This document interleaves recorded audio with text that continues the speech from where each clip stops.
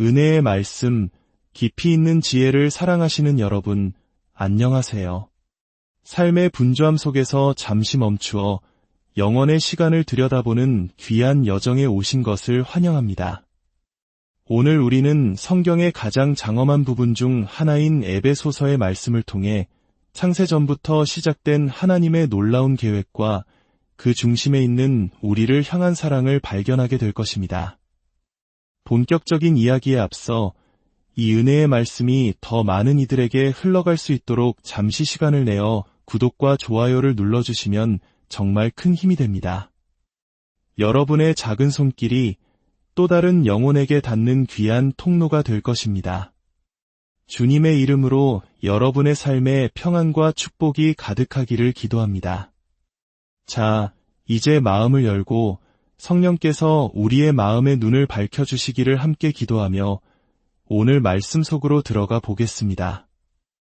찬송하리로다. 하나님 곧 우리 주 예수 그리스도의 아버지께서 그리스도 안에서 하늘에 속한 모든 신령한 복을 우리에게 주시되 곧 창세전에 그리스도 안에서 우리를 택하사 우리로 사랑 안에서 그 앞에 거룩하고 흠이 없게 하시려고 그 기쁘신 뜻대로 우리를 예정하사 예수 그리스도로 말미암아 자기의 아들들이 되게 하셨으니 이는 그가 사랑하시는 자 안에서 우리에게 거저주시는 바 그의 은혜의 영광을 찬송하게 하려는 것이라. 우리는 그리스도 안에서 그의 은혜의 풍성함을 따라 그의 피로 말미암아 속량 곧 죄 사함을 받았느니라.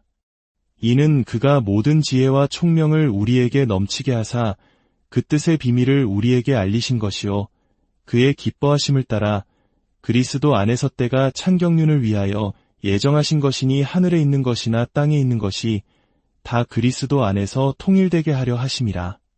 모든 일을 그의 뜻의 결정대로 일하시는 이의 계획을 따라 우리가 예정을 입어 그 안에서 기업이 되었으니 이는 우리가 그리스도 안에서 전부터 바라던 그의 영광의 찬송이 되게 하려 하심이라.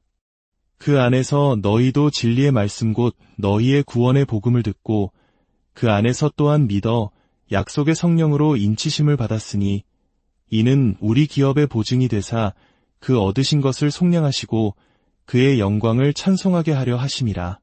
방금 우리가 함께 읽은 에베소서 1장 3절부터 14절까지의 말씀은 성경 전체를 통틀어 하나님의 영원한 목적에 대한 가장 농축되고 장엄하며 무게감 있는 묘사라고 할 수 있습니다.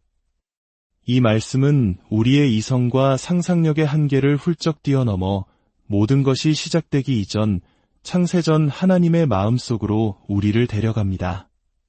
그리고 경이롭게도 헤아릴 수 없는 그분의 기쁘신 뜻과 목적, 계획과 경륜을 이해하도록 우리를 초대합니다. 만약 사도 바울이 아닌 평범한 제가 이런 이야기를 한다면 사람들은 저를 주제넘고 교만한 사람이라 생각할지도 모릅니다. 하지만 성령의 감동으로 기록된 이 말씀은 우리를 감히 하나님의 영원한 마음속으로 이끌고 우리가 받게 될 영원한 기업으로 우리를 안내합니다. 그리고 그 모든 계획의 중심에 있는 속량을 위해 피 흘리신 가장 사랑하는 아들 예수 그리스도를 보게 합니다. 이 모든 것은 우리가 하나님의 예정된 자녀로서 기쁨으로 영원토록 하나님을 찬양하게 하기 위함입니다. 사랑하는 여러분, 이 말씀 속에 담긴 진리는 우리가 매일 뉴스에서 접하는 세상의 소식이나 권력의 중심에서 일어나는 일들보다 만배, 아니 그 이상으로 중요하고 의미 있으며 우리 삶과 직결된 놀라운 현실입니다. 인간의 언어로는 다 표현할 수 없는 영광스러운 진리입니다. 흥미로운 점은 이 장엄한 신학적 선포가 끝난 14절 이후에 사도 바울이 무엇을 하는지 아십니까? 그는 바로 무릎 꿇고 기도합니다. 에베소서 전체의 구조는 마치 잘 짜인 교향곡과 같습니다. 한 장에서는 거대한 신학이 선포된 후 기도가 이어지고 두 장에서 다시 한번 놀라운 구원의 진리가 선포된 후 세 장에서는 성경에서 가장 아름다운 기도 중 하나가 뒤따릅니다. 신학, 그리고 기도, 교리, 그리고 기도. 이것이 바로 신앙인의 삶의 리듬이며 목회자와 성도의 삶 그 자체입니다. 그런데 바울은 무엇을 위해 기도할까요? 그는 하나님께 우리가 무언가를 하게 해달라고 구하지 않습니다. 행동에 대한 권면은 4장, 5장, 6장에서 나옵니다. 그의 기도는 행동보다 훨씬 더 근원적인 것을 향합니다. 바로 암과 깨달음입니다. 16절과 17절에서 그는 이렇게 기도합니다. 내가 기도할 때에 기억하며 너희로 말미암아 감사하기를 그치지 아니하고 우리 주 예수 그리스도의 하나님 영광의 아버지께서 지혜와 계시의 영을 너희에게 주사 하나님을 알게 하시고. 바울은 이미 3절부터 14절까지 하나님에 대한 방대한 지식을 쏟아부었습니다. 그리고 이제 그는 기도합니다. 하나님, 이 에베소 성도들이 그리고 오늘 이 말씀을 듣는 모든 이들이 제가 방금 전한 이 마음을 뒤흔드는 지식을 온전히 파악하고 받아들이고 소중히 여기고 그 지식으로 빚어지게 하옵소서. 성령께서 그들의 영을 빚으셔서 이 진리의 말씀이 그들의 심령에 꼭 맞게 하옵소서. 만약 우리 마음에 둥근 구멍이 있는데 에베소서의 진리가 네모난 모양이라면 그것을 억지로 끼워 넣으려 할 때 고통스럽고 심지어 화가 날 수도 있습니다. 그래서 바울은 우리를 위해 간구하는 것입니다. 하나님, 이 진리가 그들의 마음에 꼭 맞게 하옵소서. 계시의 영을 주옵소서. 그리고 18절에서 기도는 절정에 이릅니다. 너희 마음의 눈을 밝히사 정말 놀라운 표현입니다. 우리 모두 머리에 눈을 가지고 있습니다. 이 눈으로 우리는 글자를 읽을 수 있습니다. 하지만 우리 각 사람에게는 마음의 눈 또한 있습니다. 이 마음의 눈이 어두워져 있으면 우리는 에베소서 한 장의 위대한 진리를 이해할 수 없습니다. 그러나 성령께서 그 눈을 밝혀주시면 우리는 하나님의 은혜에 놀라 기쁨으로 뛰게 될 것입니다. 이것이 바로 선물입니다. 이것이 우리가 기도해야 하는 이유입니다. 우리 스스로는 할 수 없는 일이기 때문입니다. 마음의 눈이 밝아졌을 때 우리가 알게 되기를 바울이 기도한 3가지가 있습니다. 첫째, 그분의 부르심의 소망이 무엇이며, 둘째, 성도 안에서 그 기업의 영광의 풍성함이 무엇이며, 셋째, 우리를 향하신 그분의 힘의 지극히 크심이 어떠한 것인지를 알게 되는 것입니다. 대부분의 그리스도인들은 자신을 구원한 그 능력이 얼마나 위대한지 잘 알지 못합니다. 우리는 말씀을 배워야 하고 누군가 우리를 위해 기도해 주어야 하며 그리고 기적이 일어나야 합니다. 이제야 알겠습니다. 내가 한 것이 아니군요. 오직 은혜로 구원받았군요. 우리는 태어날 때부터 모든 것을 자신이 했다고 생각하는 본성을 가졌습니다. 그러나 우리가 그렇지 않았음을 깨닫기 위해서는 반드시 거듭나야만 합니다. 그렇다면 에베소서 1장 3절부터 14절의 핵심 요점은 무엇일까요? 모든 다른 내용들이 이 하나의 요점을 뒷받침하고 있습니다. 바울은 이 핵심을 3번이나 반복해서 강조합니다. 6절을 보십시오. 이는 그의 은혜의 영광을 찬송하게 하려는 것이라. 12절 끝에도 그의 영광의 찬송이 되게 하려 하심이라. 그리고 14절 끝에 다시 한번 그의 영광을 찬송하게 하려 하심이라. 이해하기 어렵지 않습니다. 바울은 우리에게 말하고 있습니다. 이 우주가 존재하는 이유, 하나님이 우리를 선택하시고 예정하시고 자녀 삼으시고 구속하시고 우리에게 기업을 주시고 성령으로 인치신 이유는 단 하나입니다. 바로 그분의 은혜의 영광을 영원토록 찬송하는 한 무리의 백성을 만들기 위함입니다. 그것이 모든 것의 종착점입니다. 제가 이 진리를 깨달았을 때 제 삶의 모든 것이 변했습니다.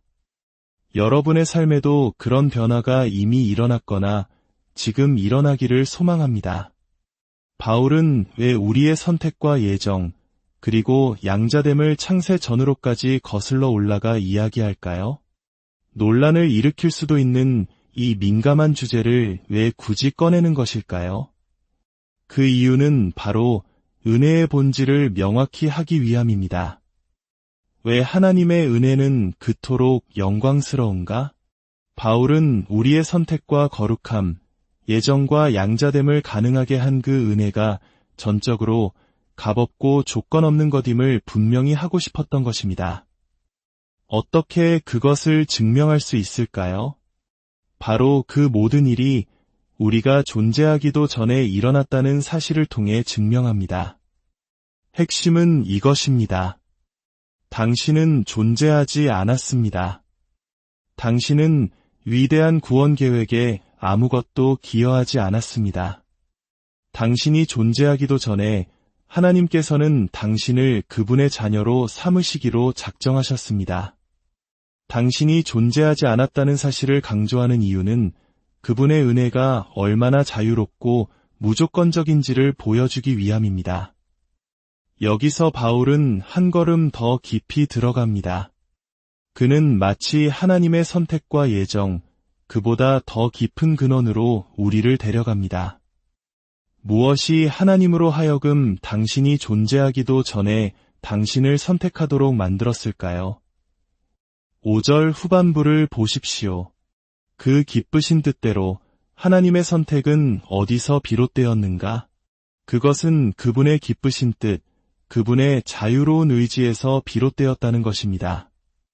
로마서 9장 15절 말씀처럼 내가 긍휼히 여길 자를 긍휼히 여기고 불쌍히 여길 자를 불쌍히 여기리라 하신 것과 같습니다.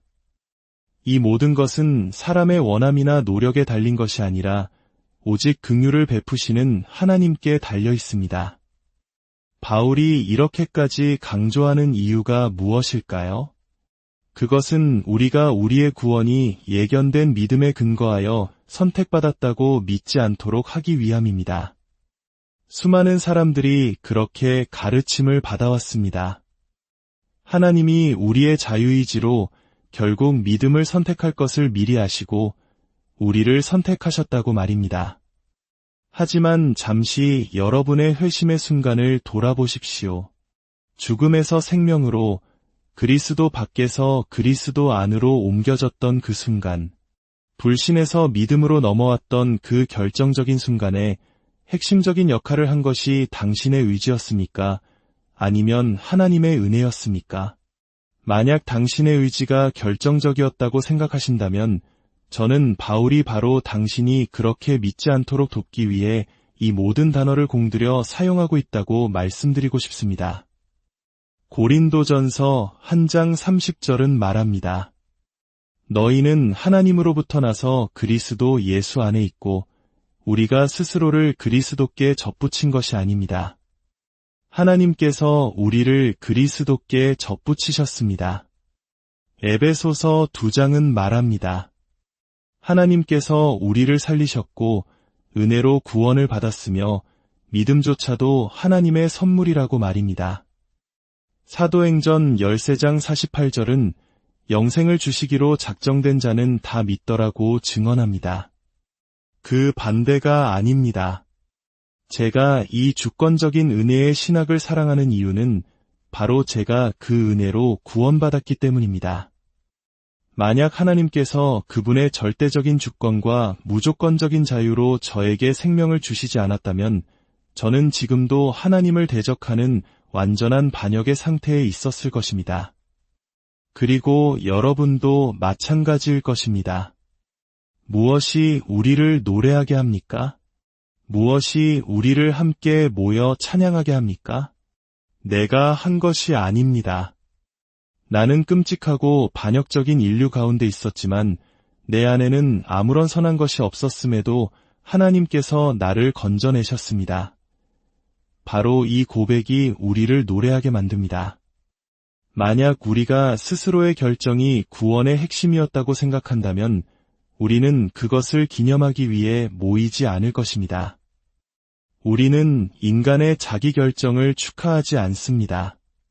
우리는 오직 하나님의 놀라운 은혜만을 찬양합니다. 그리고 이 모든 계획의 중심에는 십자가에 못 박히시고 부활하신 예수 그리스도가 계십니다. 7절은 말합니다. 우리는 그리스도 안에서 그의 피로 말미암아 속량 곧 죄 사함을 받았느니라. 창세전에 시작된 선택과 예정의 계획은 역사 속에서 흘리신 예수 그리스도의 피를 통해 성취되었습니다. 요한계시록은 창세전부터 존재했던 생명책을 죽임을 당한 어린 양의 생명책이라고 부릅니다. 이것은 어린 양이신 예수 그리스도의 희생이 창세전 하나님의 마음속에 이미 계획되어 있었음을 보여줍니다. 우리는 그분 안에서 선택받았고 그분을 통해 예정되었으며 그분 안에서 구속받았고 그분 안에서 기업을 얻었으며 그분 안에서 성령으로 인치심을 받았습니다. 영원한 선택부터 영원한 기업에 이르기까지 모든 것은 그리스도 안에서 요약됩니다.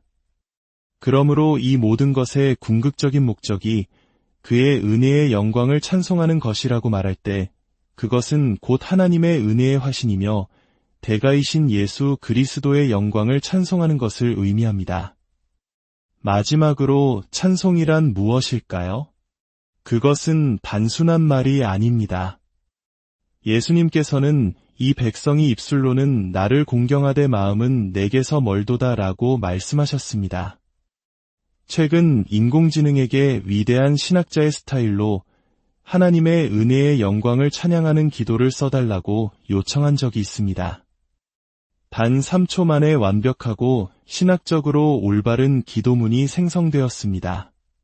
그것이 찬양일까요? 아닙니다.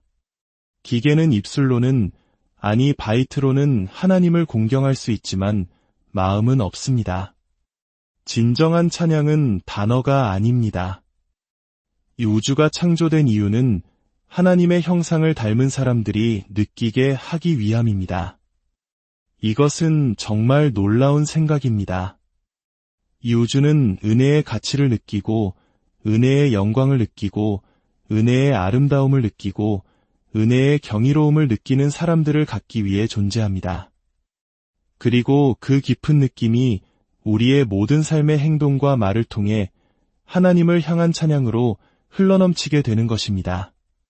말씀을 맺겠습니다. 만약 이 진리가 아직 여러분의 것이 아니라면, 만약 여러분의 마음이 여러분을 구원하신 하나님의 자유로운 은혜의 아름다움을 느끼며 노래하지 않는다면 스스로에게 힘을 주지 마십시오.